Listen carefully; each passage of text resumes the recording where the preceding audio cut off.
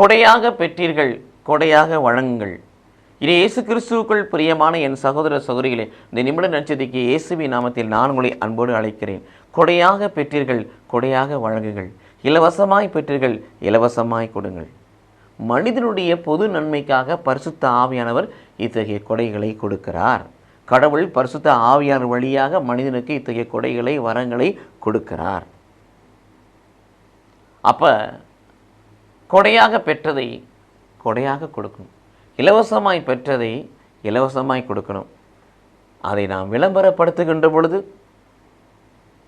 அதை வியாபாரமாக்குகின்ற பொழுது, அதை நாம் தற்புகழ்ச்சிக்காக மாற்றுகின்ற பொழுது, அது கவர்ச்சியாக்கி தன்மையப்படுத்துகின்ற பொழுது, அதை அரசியலாக்குகின்ற பொழுது, அதன் வழியாக நமக்கென்று ஒரு வீண் பெருமையை நாம் தேடிக்கொள்கின்ற பொழுது, கொடையாக நாம் கொடுக்கவில்லை, இலவசமாய் கொடுக்கவில்லை. அதற்கான மகிமையை நாம் களவாடி கொள்கிறோம், திருடி கொள்கிறோம். அது கடவுளுக்குரியது. நாம் ஒரு சேனல், நாம் ஒரு கருவி, நம் வழியாக கடவுள் அதை கொடுக்கிறார். அவ்வளோதான். நம்மை ஒரு கருவியாக கடவுள் பயன்படுத்துகிறார்.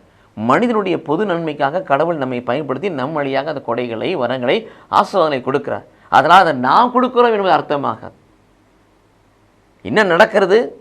விளம்பரமாக்கப்படுகின்ற பொழுது, வியாபாரமாக்கப்படுகின்ற பொழுது, தற்புகழ்ச்சி ஆக்கப்படுகின்ற பொழுது, கவர்ச்சி ஆக்கப்படுகின்ற பொழுது, தன்மையப்படுத்தப்படுகின்ற பொழுது, அரசியலாக்கப்படுகின்ற பொழுது, வீண் பெருமையை நாடுகின்ற பொழுது, நாம் கடவுளை தள்ளிவிட்டு நம்மை மையப்படுத்துகிறோம்.